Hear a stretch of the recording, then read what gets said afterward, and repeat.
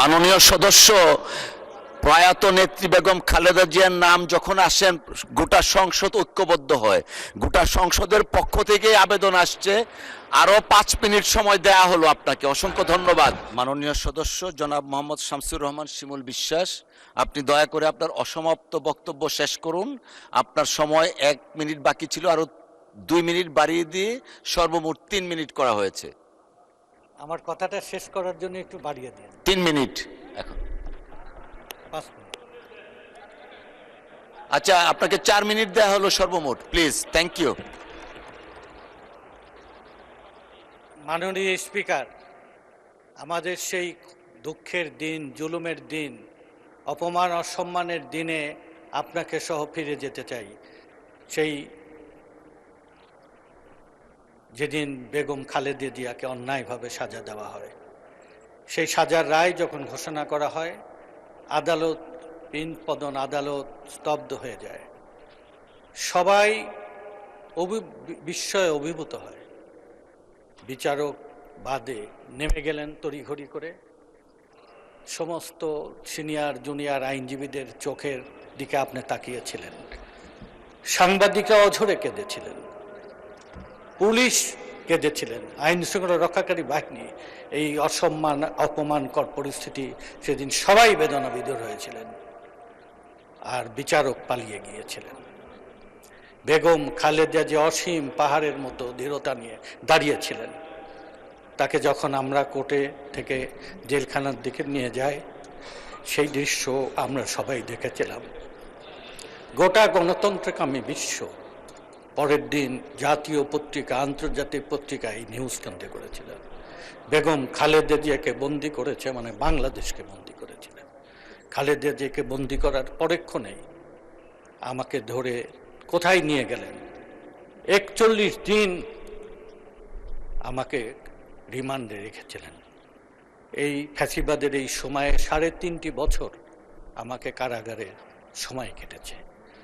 শত জুলুম আর অত্যাচারেও আমরা অসীম দৃঢ়তা নিয়ে দেশ এবং মানুষের অধিকারের পক্ষে দাঁড়িয়েছিলাম, গণতন্ত্রের পক্ষে দাঁড়িয়েছিলেন।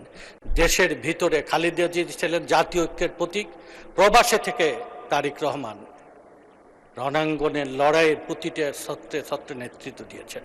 আমি আবারও আপনার কাছে নিয়ে আসতে চাই, বাংলাদেশের এই চলমান রাজনৈতিক আন্দোলন, ছাত্র আন্দোলনকে যদি যৌক্তিক লক্ষ্যে নিয়ে যেতে হয়, উনি নির্দেশ দিলেন শ্রমিক শ্রেণী এবং গরিব মানুষকে যদি অকাতরে জীবন এবং সংগ্রামে যদি উদ্বুদ্ধ করতে না পারেন, তাহলে এই সংগ্রাম সফল হবে না।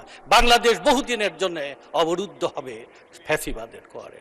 আমরা দলে দলে শ্রমিক শ্রেণীকে উদ্বুদ্ধ করেছিলাম। শ্রমিক শ্রেণী অকাতরে জীবন দিয়েছিলেন। যে 2 সহস্রাধিক মানুষের জীবন দেওয়ার কথা বলা হয়, এর মধ্যে 70% বাংলাদেশের শ্রমিক শ্রেণী গরিব মানুষ। আমি একটা সরকারের স্ট্যাটিস্টিক্স আপনার কাছে তুলে ধরতে চাই মাননীয় স্পিকার। যে সরকারি গেজেট যেটা প্রকাশ করেছে, মৃত্যু পেশা অনুযায়ী শ্রমজীবী 284 জন, শিক্ষার্থী 269 জন, ক্ষুদ্র ব্যবসায়ী 120 জন, ছোট বেসরকারি চাকরিজীবী 108 জন, 29। 70-এর অধিক সংখ্যক এই গরিব মানুষ এই জীবন দিয়েছিলেন। আমাদের সব জীবন দেওয়ার লক্ষ্য ছিল একটা নিরাপদ বাংলাদেশ গঠন করা। দেশের ভিতরে খালেদা জিয়া আমাদের ঐক্যের প্রতীক ছিলেন। আর প্রবাস থেকে তারেক রহমান ঠিক সেনাপতির মতো রণাঙ্গনে কোন কর্মসূচির পর কোন কর্মসূচি দিতে হবে, কোন কর্মসূচি ঘোষণা করার পরে আন্দোলন সফল হবে। আজকে তার বিরুদ্ধেই যখন আমরা আন্দোলনে অংশগ্রহণকারী শক্তি, যখন আমরা কথা বলতে যখন ভুলে যাই, কাকে অপমান করে আমরা বড় হতে চাই, সেই বিবেচনাবোধ যখন আমাদের মধ্যে কাজ করে না, তখন আমাদের দুর্গতির সতর্কতা জানাই। আমি সাম্প্রতিককালে এমন কিছু আলোচনা সমালোচনা হচ্ছে, যে আলোচনা সমালোচনার এই পথ বেয়ে, এই সুড়ঙ্গ দিয়ে এক চক্রান্ত। মাননীয় সদস্য, অসংখ্য ধন্যবাদ। আপনি মাদার অফ ডেমোক্রেসি প্রয়াত বেগম খালেদা জিয়ার ব্যক্তিগত সহকারী ছিলেন। আপনার অনেক ধরনের স্মৃতি আছে, অভিজ্ঞতা আছে, এগুলা শুনলে হয়তো সংসদ থেকেও আচ্ছা আচ্ছা ঠিক আছে, পুরা সংসদে শুনতে চান? আচ্ছা, মাননীয় সদস্য, প্রয়াত নেত্রী বেগম খালেদা জিয়ার নাম যখন আসেন গোটা সংসদ ঐক্যবদ্ধ হয়। গোটা সংসদের পক্ষ থেকে আবেদন আসছে, আরো 5 মিনিট সময় দেয়া হলো আপনাকে। অসংখ্য ধন্যবাদ। 5 মিনিট।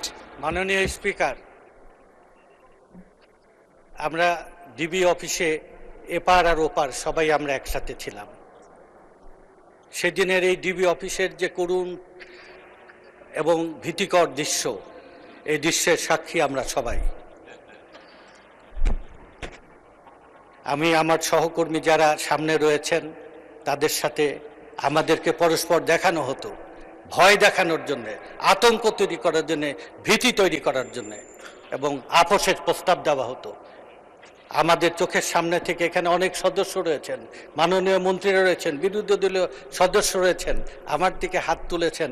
আমি হাসনাত আবদুল্লাহ, আমাদের সহকর্মী, মাননীয় স্পিকার, আমরা সেখানে কি এক বিভীষিকার দুঃসহ অবস্থা অতিক্রম করেছি।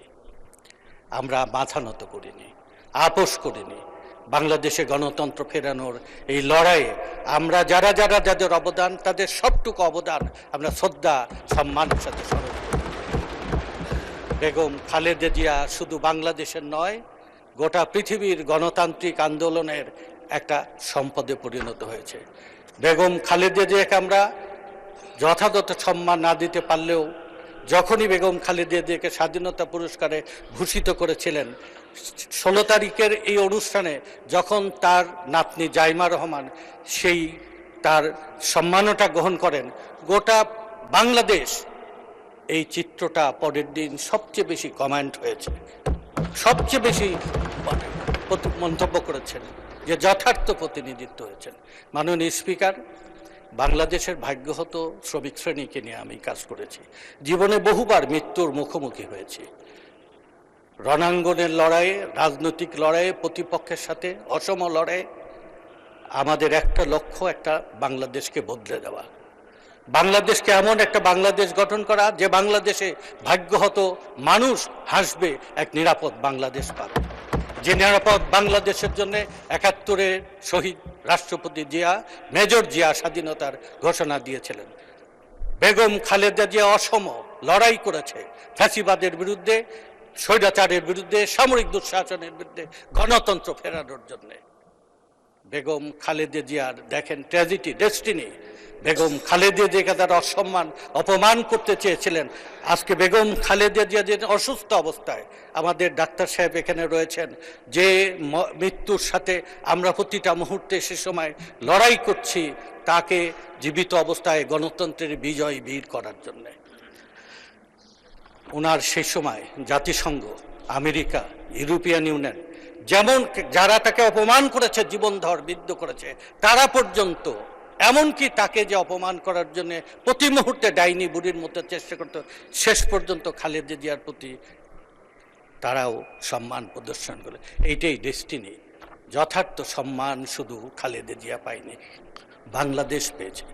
বাংলাদেশ সার্বভৌম রাখার জন্য খালেদা জিয়া শুধু জীবনেই লড়াই করেনি, মরণেও লড়াই করছে। এই বাংলাদেশ সার্বভৌম থাকবে, এই বাংলাদেশ কারো কাছে পদোন্নত হবে না। এই বাংলাদেশকে, বাংলাদেশের স্বাধীনতাকে কারো পক্ষেই পদোন্নত করা সম্ভব হবে না।